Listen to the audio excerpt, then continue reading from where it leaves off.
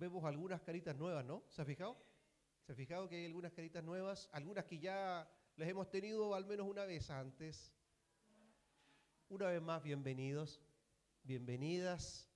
¿Sí? A ver, ¿se fijó? Mire para su ladito. ¿Quién? ¿Hay alguien que usted como que lo vio, pero no sabe? ¿Sí? ¿No? Amén. Le damos la bienvenida. Amén. Sí, Señor. Y podemos decir, por experiencia propia, que usted está en el mejor lugar. Amén. Que está en el mejor lugar.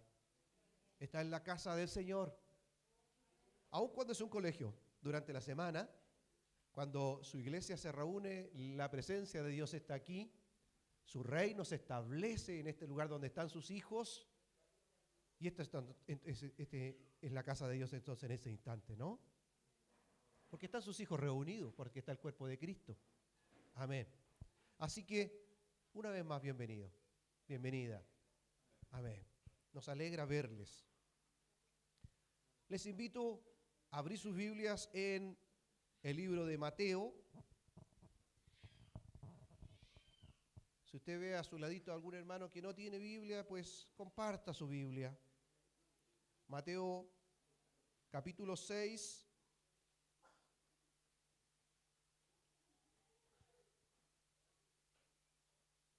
Vamos a leer desde el versículo 9 en adelante. Pero antes de esto hay que explicarnos algunas cosas simples. El Señor Jesucristo le está hablando a sus discípulos acerca de diversas cosas. A partir del capítulo 5, nosotros estamos en el 6, ¿no? La lectura la vamos a hacer en el 6. Pero a partir del capítulo 5, el Señor Jesucristo les habla una serie de sermones. Y usted lee ahí, incluso dice, ¿no? El sermón del monte, la bienaventuranza, dice en el 5, ¿verdad? En la hojita anterior. Comienza el Señor Jesucristo a hablarle a su discípulo una serie de principios que son fundamentales para ellos como discípulos y como hijos de Dios. Es un mensaje que le entrega a los discípulos y a aquellos que le rodean, pero es un mensaje para nosotros también, porque la palabra de Dios es un mensaje profético que no solamente sirve para el tiempo o para la persona que la recibió, sino para todo hijo de Dios. Una de las cosas que hizo el Señor Jesucristo y que por supuesto era parte de la forma, ¿no?, en que se enseñaba. Así como nosotros hoy tenemos nuestro culto de esta manera, ¿no? Tenemos un púlpito, tenemos la silla, nos reunimos de una forma específica porque es la manera, la forma en que en este tiempo nosotros conducimos nuestro tiempo de reunión. Pero el Señor Jesucristo enseñaba de una manera particular. Los maestros en ese entonces caminaban con sus discípulos. Así que una de las ventajas es que hacían ejercicio mientras aprendían. Un día nos vamos a dar la vuelta a la manzana. Vamos a ir usted a ver caminando conmigo alrededor de la manzana, vamos a ir. A lo mejor nos va a servir un poquitito para caminar. Sí, va a ser algo de ejercicio. Y entonces el Señor Jesucristo caminaba con sus discípulos a su lado y les iba hablando los distintos principios y las verdades bíblicas. Seguramente utilizaba los ejemplos de las cosas cotidianas, de las cosas que ellos estaban viendo en el camino. Pero, en el caso del Sermón del Monte, el Señor Jesucristo se detiene. Esto era parte de la forma en que los maestros enseñaban. Cuando algo era importante, cuando había algo de lo cual los discípulos tenían que tomar atención, el que escuchaba tenía que tomar atención, entonces los maestros, ¿qué hacían? Se detenían y se sentaban en un lugar. Y entonces, las personas que le seguían se sentaban a su alrededor. Esta era una manera de demostrar que lo que venía, lo que iba a decir ese maestro era algo importante. Y el Sermón del Monte parte con varios principios, ¿no? Que habla aquí, habla de la sal de la tierra, la luz del mundo, habla acerca de la ley, habla acerca del adulterio, del divorcio el amor hacia los enemigos, habla de los juramentos, habla de la limosna, comienza en el capítulo 6 de la limosna, y entonces habla acerca de la oración. Como principios importantes y fundamentales dentro del Sermón del Monte.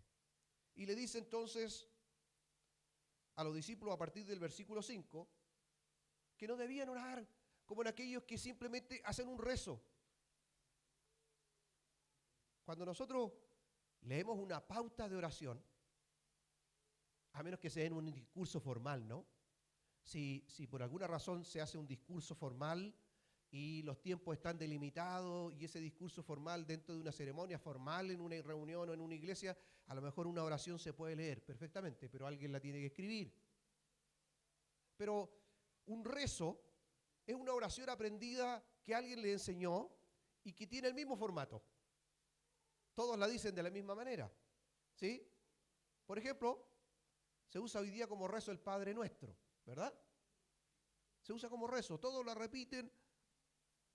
Hay otros tipos de rezos, ¿no?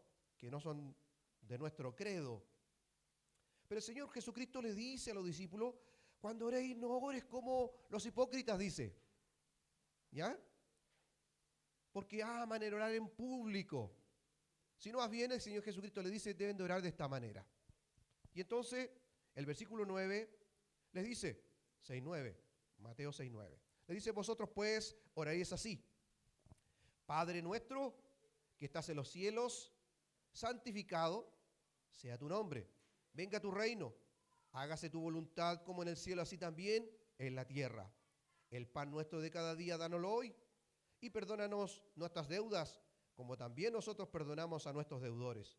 Y no nos metas en tentación, mas líbranos del mal, porque tuyo es el reino y el poder y la gloria por todos los siglos. Amén. ¿Ok? El Señor Jesucristo les enseña una manera de orar. Pero surge una pregunta aquí, ¿no? El Señor Jesucristo se apartaba a lugares a solas para tener sus devocionales de oración. Pero esta vez todo parece indicar que oraba tan cerca de los discípulos que al terminar de orar, uno de ellos le dice, eso aparece en Lucas capítulo 11, versículo 1, Señor, enséñanos a orar, como también Juan enseñó a sus discípulos. Y entonces el Señor Jesucristo les enseña esta oración, que no es una oración mágica por lo demás. Aun cuando usted pueda tener la Biblia abierta en su velador o en un escritorio en su casa, la Biblia es solo un libro con papel, con letra. En sí mismo esto no tiene un valor. Usted puede tener abierta 10 Biblias en su casa, pero si esta no se hace vida en su persona, es un libro más. No es un amuleto del cual podamos tener algún tipo de protección divina. Lo mismo sucede con la oración que el Señor Jesucristo establece o les enseña. Les enseña una oración tipo, pero por más que la repitamos, si esta oración no se hace vida en nosotros, si no la reflexionamos, entonces simplemente va a ser un rezo más, una frase o un conjunto de frases. Lucas, que es quien guarda, ¿no?, y escribe este mensaje, no nos dice quién fue el discípulo, pero sí nos dice que aparentemente escuchó al Señor Jesucristo orar de una manera distinta de cómo escuchaba a lo mejor a los otros religiosos. Lucas no nos revela el nombre del discípulo que hizo esta petición, pero lo que sí podemos deducir es que fue impactado por la forma en que Jesús oraba, y no solamente por el mismo acto de orar, porque los judíos, que era de donde pertenecía el Señor Jesucristo, ¿no?, eran enseñados a orar desde muy pequeños, y la vida religiosa de los judíos estaba dividida en periodos de oración durante el día. Así que había varias oraciones durante el día, y había muchas personas orando en distintas ocasiones. Era parte de la cultura. Así que no es que los discípulos nunca hubiesen escuchado orar, sino que algo distinto escucharon en la oración del Señor Jesucristo. Algo estaba con Él. Así que si concluimos que al discípulo le impactó la forma en cómo Jesús oraba, entonces bien pudiéramos parafrasear su petición diciendo: enséñanos a orar en la forma en que tú oras.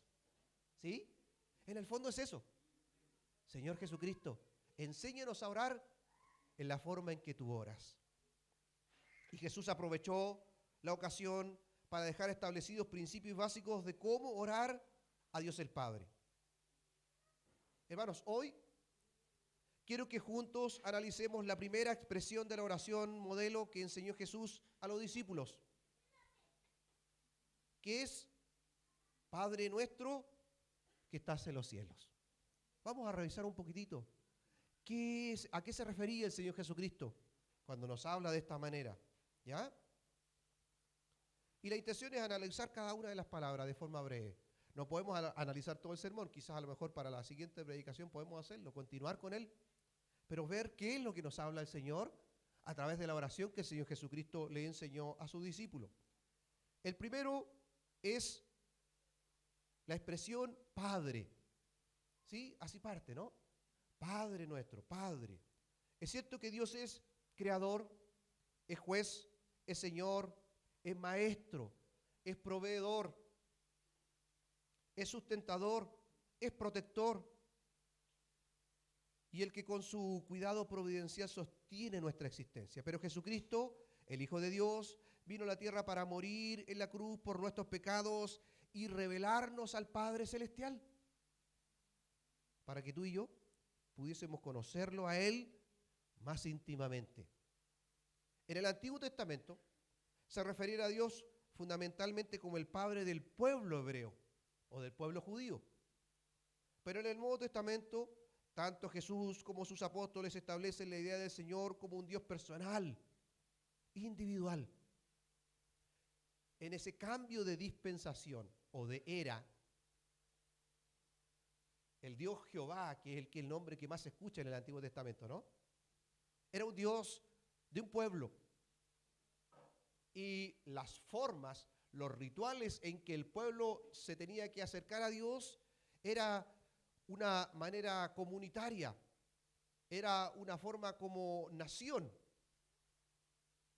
Pero en el Nuevo Testamento, y a través de la obra del Señor Jesucristo, Él nos muestra a la persona del Padre o de Dios ahora como un Padre íntimo, como un Dios personal. Y cambia el concepto. Ya no es un Dios de toda una nación, en donde los rituales que se establecen cubrían a toda la nación de sus pecados y entonces Dios les daba un año más de gracia y de bendición. Ahora es individual. La salvación es personal, porque Dios quiere establecerse en cada corazón y en cada individuo. Y es por eso que a nuestros hijos, llegada a cierta edad, cuando ya tienen cierta conciencia de lo bueno y lo malo, nosotros le motivamos, ¿no?, a que ellos tomen sus propias decisiones con respecto a Dios. Y es necesario, porque nuestros hijos no se van a salvar porque son hijos del papá que es cristiano o de la mamá que es cristiano. Ellos tendrán que tomar su propia decisión personal en un momento determinado. Y para los que nacimos en el Evangelio, ya entre los 9 y los 12 años comenzamos a tener conciencia, ¿no?, de que había un Dios. Pero todavía seguíamos viniendo con nuestros papás a la iglesia porque era parte de la costumbre, de nuestra conducta. Pero ya entre los 13 y los 14 años, a mí, en mi caso, me tocó tomar una decisión personal. Y a lo mejor algunos de ustedes fueron llamados un poco más grandes, jóvenes o adultos. Pero cada uno de nosotros tiene que tomar una decisión personal, porque la salvación es personal. En esta era, en esta dispensación, en este tiempo, Dios quiere mostrarse a cada individuo como un Padre íntimo y personal. Amén. Con la expresión Padre, Jesús reveló su intención de que nosotros los cristianos comprendiéramos lo que los santos del Antiguo Testamento no pudieron entender totalmente, que podemos tener la bendición de un parentesco íntimo con el Dios vivo del universo, una intimidad con el Dios creador. Por lo tanto, al orar al Padre, como lo enseñó el Señor Jesucristo, debemos hacerlo con confianza, en quietud, sin temor y sin reservas, con toda intimidad, con anhelo, afecto y emoción, que sea sincera, ¿no? Delante de nuestro Padre. No estamos hablando con alguien que no está dispuesto a ayudarnos, porque no es un Dios indiferente que está allá en las alturas, perdido, y que nos mira así como diciendo, bueno, ustedes arréglensela como puedan, yo ya les di todo, ¿verdad? Sino que está cercano, es cercano. Sí, Señor. Ahora bien, lejos de ser un título que todas las personas puedan usar para Dios, los evangelios, la Biblia, nos enseña que solo el que está en Cristo tiene el derecho y el privilegio de dirigirse a Dios de esta manera. Dice la Escritura en Juan 1:12, más a todos los que le recibieron, está hablando de Cristo, y a los que creen en su nombre, a estos les dio derecho, autoridad de ser hechos hijos de Dios. Es decir, además de creer, yo necesito, el versículo lo dice al revés, ¿no? Más a todos los que le recibieron y a los que creen. Pero uno primero cree y después lo recibe en el corazón. Esto es fundamental para hacernos parte de la familia de Dios. De otro modo, no puedes llamar a Dios Padre. No puedes tener un padre íntimo, ni un padre si no perteneces a una familia, ¿cierto? Es decir, aquí yo tengo el ejemplo, tengo a mi hijo Javier, ¿no? Y Javier tiene mi apellido porque es de mi sangre, es de mi familia. Y tiene el apellido de mi esposa porque es de su sangre, es parte de la familia. Pero aún cuando yo quisiera con todo el amor del mundo tener conmigo, por ejemplo, yo hablo aquí, ¿no? De Matías o de Elías o de cualquier otro joven que pudiese yo reemplazar a Javier, no podría hacerlo porque no son de mi sangre. Es decir, algo tiene que suceder dentro de toda persona para que ésta pueda ser parte de la familia de Dios. Y eso es, primero, creer que Jesucristo es el Hijo de Dios, que murió en la cruz, ¿no? Y segundo, recibirle en el corazón. Recibirle íntimamente. Y entonces somos parte de la familia de Dios. Cuando el Señor Jesucristo le enseña a sus discípulos a orar, no es que toda la multitud que estaba a su alrededor podía llamar de que en adelante, ya todos podemos llamar ahora a papito, padre, a Dios. Tenían que ser discípulos, seguidores de Cristo. A ellos entonces se le estaba dando este nuevo nombre. Y después eventualmente a todos aquellos que creyeran y recibieran a Cristo. Si usted ha recibido a Cristo como Señor y Salvador, entonces es parte de la familia de Dios. Y puede llamar a Dios Padre. ¿Sí? Con todo lo que implica tener a Dios como Padre. Amén.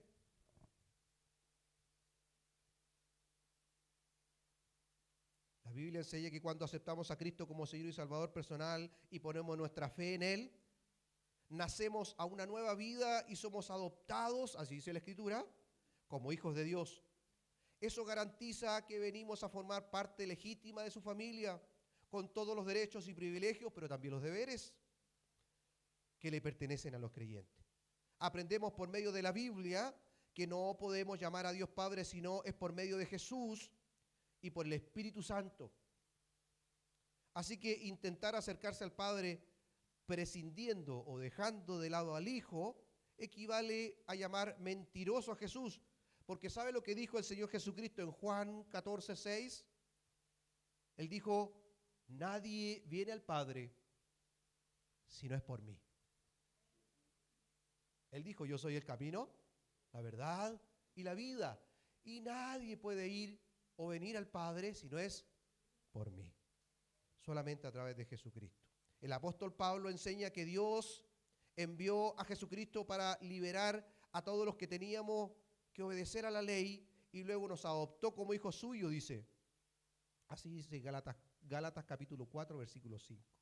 Ahora somos hijos de Dios por la fe en Jesucristo.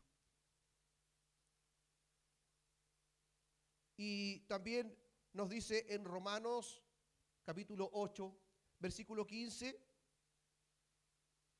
que no hemos recibido el espíritu que los esclaviza al miedo.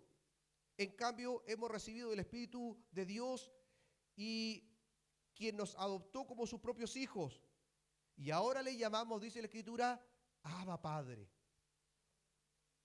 Que es una expresión que es como decir papito o padre amado. Es decir, una expresión íntima. Lo que no podían decir nuestros antepasados, los que vivieron en el Antiguo Testamento. Dios Jehová, pero no le podían llamar padre. ¿Quién se adelanta a esto? David. David, que es un hombre adelantado, ¿no? Él llama padre en muchos de sus salmos a Dios, porque claramente era un hombre que vivía adelantado a su tiempo y Dios le mostró muchas cosas en su corazón. El apóstol Juan dice en su primera epístola, primera de Juan 3:1, dice, miren con cuánto amor nos ama nuestro Padre, que nos llama sus hijos. Y eso es lo que somos.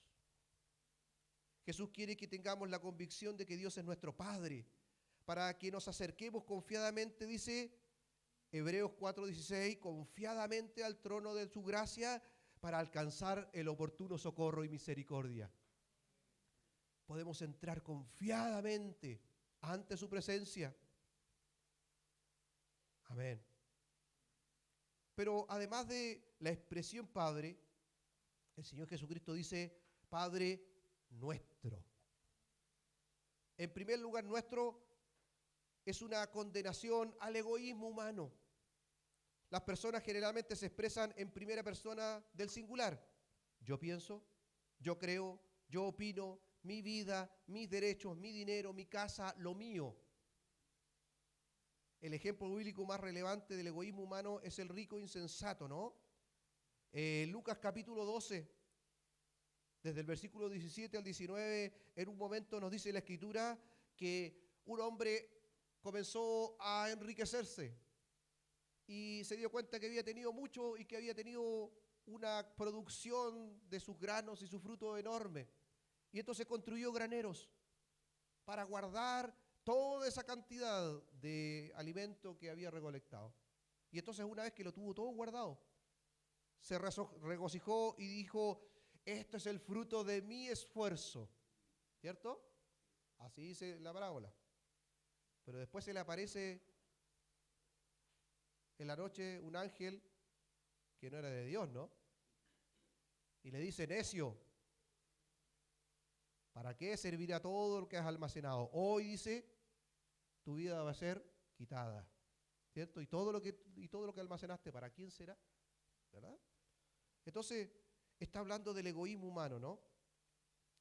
Es interesante notar cómo Cristo enseña a orar al Padre nuestro y no a mi Padre. Si es nuestro, es también mi Padre, ¿sí? Pero nos enseña que es nuestro y no mío, porque lo nuestro es mío, pero lo mío no necesariamente es nuestro. Parece un trabalengua, ¿no? Pero es verdad. Cuando decimos que algo es nuestro, también es mío. Pero muchas veces lo mío no necesariamente yo lo comparto. Y es así. El Padre nuestro es una condenación al egoísmo humano porque el egoísmo es uno de los deseos de la carne, dice Gálatas 5:20. Destruye las amistades, estorba la oración y fue el egoísmo el que llevó al joven rico a darle la espalda a Jesús.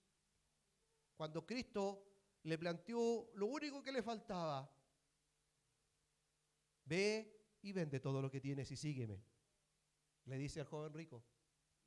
Porque le habló de los mandamientos y le habló de los principios que debía conocer de la palabra, y él dijo, desde niño las conozco y las repito y guardo los mandamientos. Entonces le dice Cristo, bueno, ve y entonces vende todo lo que tienes y sígueme. Pero amó más su riqueza. Dice que se fue triste, dio la vuelta y se fue cabizbajo, triste, porque amó más los bienes que tenía que servir a Cristo. Ahí está una expresión clara del egoísmo humano. En segundo lugar, nuestro es una defensa de la hermandad cristiana. La oración del Padre Nuestro establece la base para una verdadera hermandad dentro del seno de la iglesia de Jesucristo.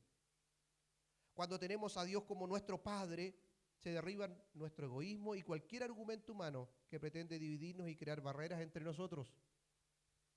La Biblia dice que debemos esforzarnos para preservar la unidad del Espíritu en el vínculo de la paz, porque tenemos un Señor, una fe, un bautismo, un Dios y Padre de todos, dice. Y agrega esta parte, ¿no?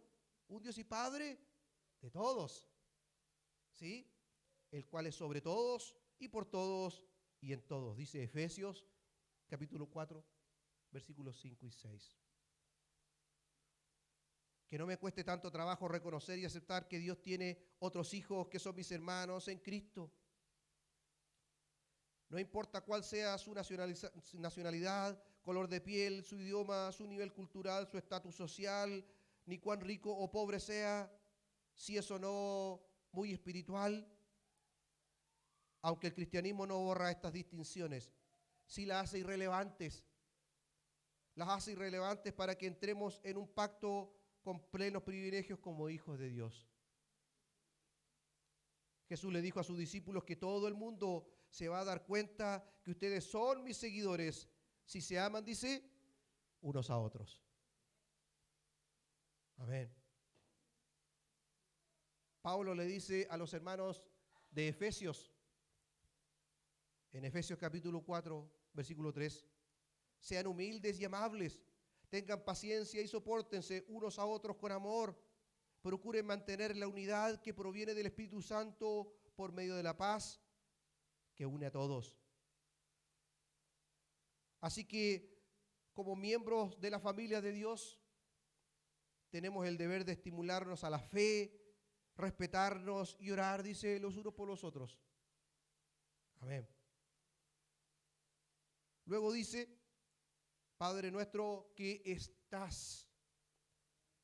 Para el Señor es sumamente importante que los que oran al Dios Padre crean que Él existe. Porque no es posible tener una relación personal con alguien que no existe. De ahí la expresión Padre nuestro que estás en los cielos. El Señor Jesucristo hace una declaración de fe que espera que creamos con certeza. Porque está enseñando. Él está enseñando a los discípulos que Él está presente, que es verdadero, que es una cosa etérea, así como que a lo mejor que nadie sabe, no, es un Dios que está. Amén.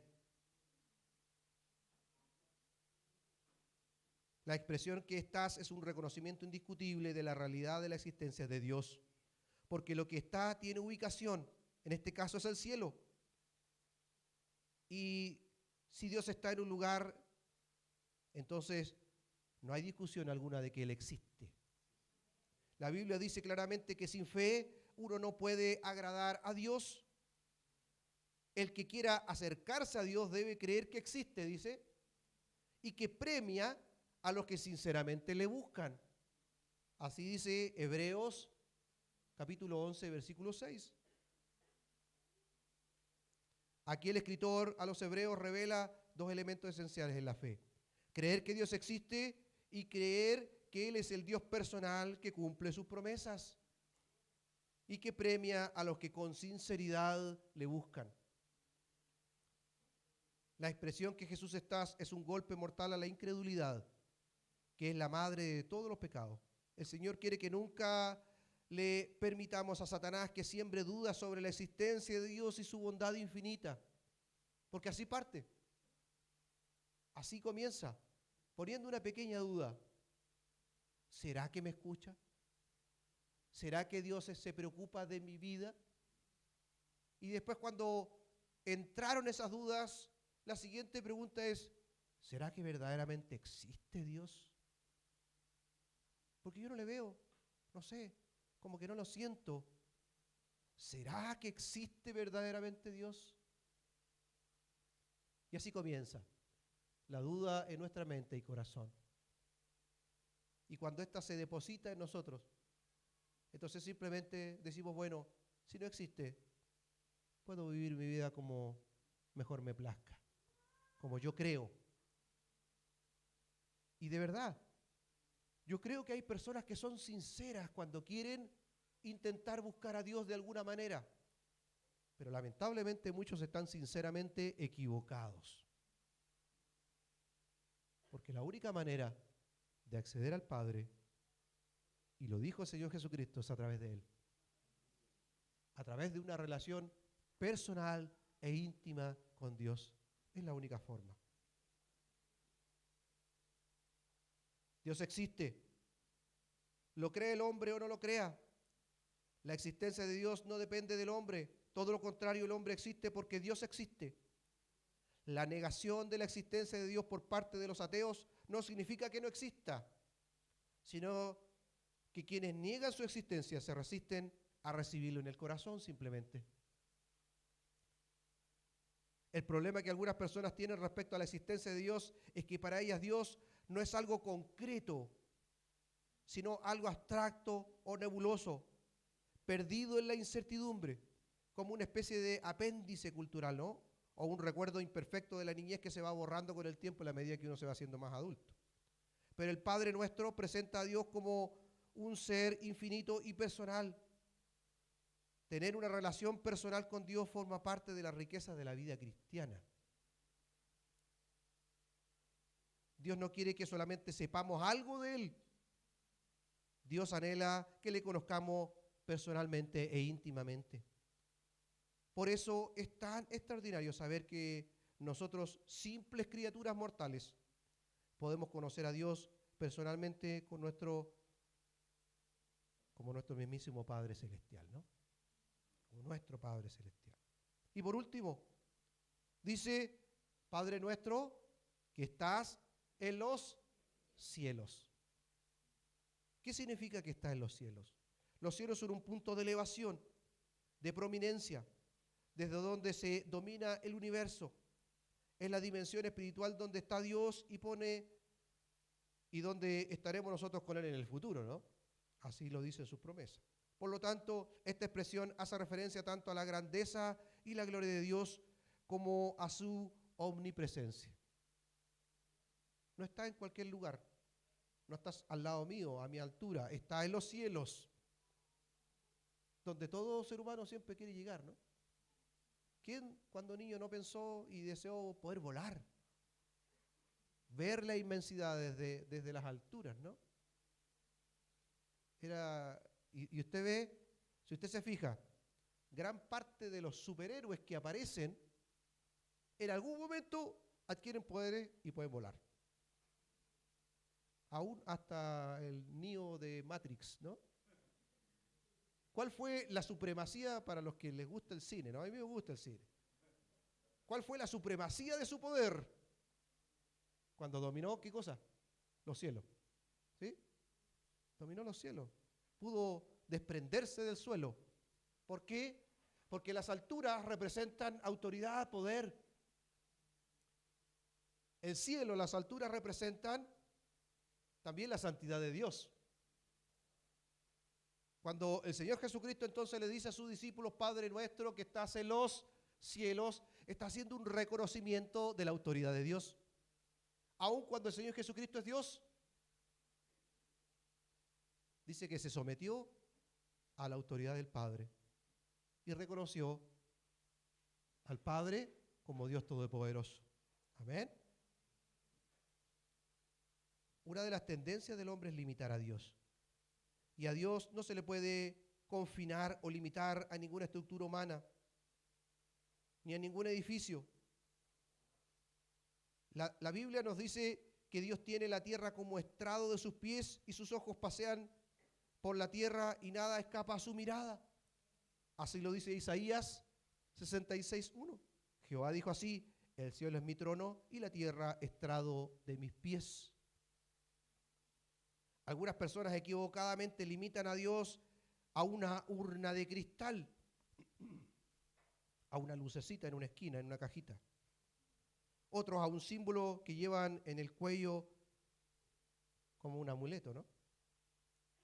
O en el carro, ahí tienen una medallita y una cosita como diciendo, ahí está Dios. Algunos cristianos no solo limitan a Dios de esta manera, sino también incluso el domingo.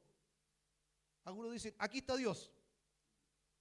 Pero cuando yo salgo de aquí, Dios se queda en la iglesia. No va conmigo. Dios está el día domingo. Pero ¿y el resto de la semana? ¿Dónde está Dios? ¿Dónde está? Dios Todopoderoso está en todo lugar. Y va con sus hijos donde quiera que tú vayas. Aun cuando entras a lugares que no convienen, ahí está Dios contigo.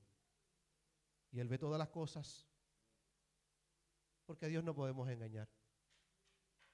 Él está en sus hijos, pero también está en todo lugar.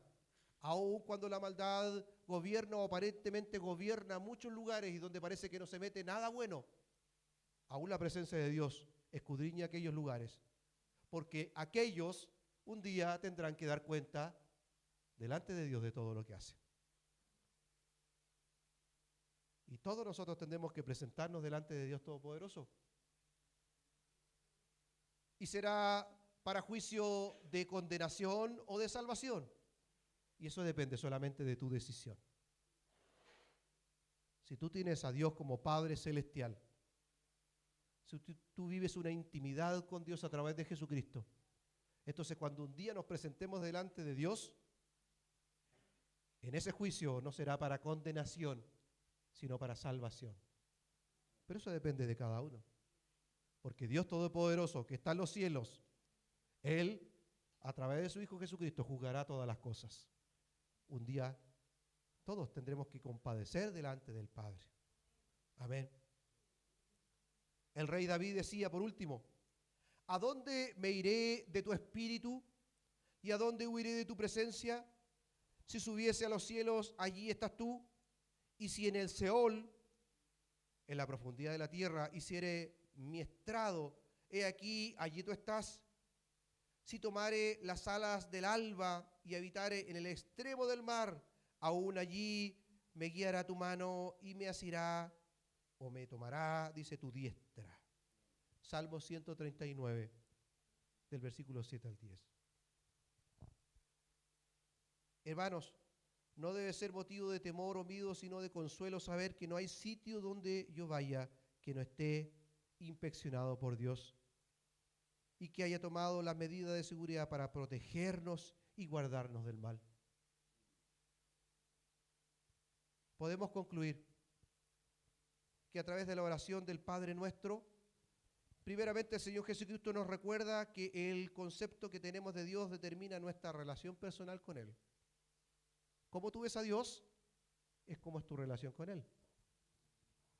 Un Dios severo, lejano, que me mira de por allá y no se mete en nada para ayudarme, o un Padre íntimo. Un Dios castigador, o a lo mejor el otro extremo. Algunos dicen, no, si Dios es un Dios de amor, así que es un Dios permisivo que permite todas las cosas. Eso es una mentira, no te engañes.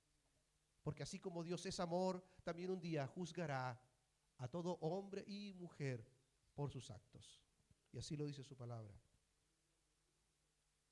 Oramos al Padre Celestial, hagámoslo con plena confianza y devoción. Nos recuerda que formamos parte de la familia de Dios, que tenemos hermanos en Cristo a quienes debemos amar y respetar, apoyándonos en oración porque el Padre es nuestro y no solamente mío. Nos recuerda que Dios es real, que existe y desea premiar a todos los que se acercan con fe a su trono de gloria. Nos recuerda que Dios está en los cielos y desde allí vela por nuestros pasos y pelea nuestras batallas. Adoremos y confiemos en este Padre nuestro que nos reveló a través de la oración el Señor Jesucristo. ¿Cómo es tu relación con Dios? ¿Cómo es? Puedes reflexionar un instante, un momento, tómate un momento antes de terminar este tiempo orando. ¿Cómo es tu relación con Dios? ¿Lo reconoces como un Padre celestial? ¿O es un Dios severo, un Dios lejano? ¿O es algo de lo que tú escuchaste pero no tienes mayor intimidad? Dios quiere ser un Padre íntimo contigo. A lo mejor capaz que tú tuviste una imagen media dañada de un padre, ¿no? En tu infancia, en tu niñez. Capaz que a lo mejor de repente hubo un padre por ahí alcohólico, o un padre castigador o golpeador, o un padre ausente. Pero fíjese que el Padre Celestial es un buen padre. Debe sacarte, a veces nos quedamos con una imagen así, ¿no? Puede ser. Y entonces vemos a Dios como un padre severo, como castigador, como ausente, pero Él es un buen padre. Él es un padre que quiere estar contigo. Dice la Escritura que Él a través de su Espíritu nos anhela, con pasión nos anhela. Nosotros les amamos a Él porque dice la Escritura que Él nos amó primero. Él nos buscó cuando simplemente nosotros no teníamos ni una intención de buscarle a Él. Él se ha acercado una y otra vez sobre nuestras vidas. ¿Cómo es la relación con el Padre? ¿Es íntima? Si no es así, este es el tiempo. Es el momento, iglesia, de decirle a Dios, yo necesito más intimidad contigo. Señor, Dios, Padre, necesito una relación más íntima contigo. Reconozco que estás en los cielos, que tienes toda autoridad, pero aún con todo el poder y autoridad de Dios, Él quiere habitar cada día en tu corazón y en el mío. Cada día. Oremos un momento al Señor. Amén. Padre, en esta hora queremos presentar nuestras vidas a ti, Señor. Primeramente, reconocer que entregaste tu vida en la cruz a través de tu Hijo Jesucristo. ¿Quién de nosotros, Dios, habría sacrificado un hijo como tú lo hiciste? Por personas que ni siquiera conocemos. Pero tú lo hiciste. Por amor a nosotros, entregaste a tu Hijo Jesucristo a morir en la cruz por mi vida. Te agradezco, Señor Jesucristo, por la obra que hiciste en la cruz. Toda obra perfecta. Sacrificaste tu vida, derramaste tu sangre por mí, para que tuviéramos intimidad con el Padre, así como tú la tienes, esperas que nosotros la tengamos. Ayúdanos, Señor, en esta hora. Yo te pido por cada hombre y mujer, para cada joven, por cada niño, por cada señorita, por cada uno, yo te pido en esta hora que tu Espíritu Santo toque nuestro corazón. Crea en nosotros la necesidad cada día de intimidad contigo. Tú eres un buen Padre. Tú tienes promesas en tu palabra para cada uno de nosotros. Y esas promesas son hermosas, pero debemos ser parte de tu familia. Debemos estar en intimidad contigo, Dios, si queremos recibir todas aquellas cosas que tú quieres darnos. Padre, oro por tu iglesia en esta hora. Oro por tu iglesia, para que tu Espíritu Santo no nos deje tranquilos, sino que insista sobre nuestras vidas y nos motive cada día a buscarte en intimidad, a hablar contigo con sinceridad, aun cuando nos hemos equivocado, ser capaces de decirte, Dios, mira, la embarré de nuevo, me equivoqué, otra vez metí las patas, hice aquello, incluso hasta me agrada aquello, pero yo entiendo en mi mente y mi corazón que esto no es correcto. Ayúdame, Señor, ayúdanos en eso, a orar así, con sinceridad delante de ti, Señor. Padre, derrama de tu Espíritu Santo en cada persona.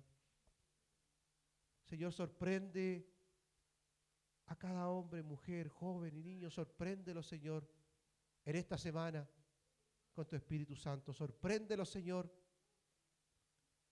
Demuéstrales, Padre, te pido el gran amor e interés que tú tienes por cada uno.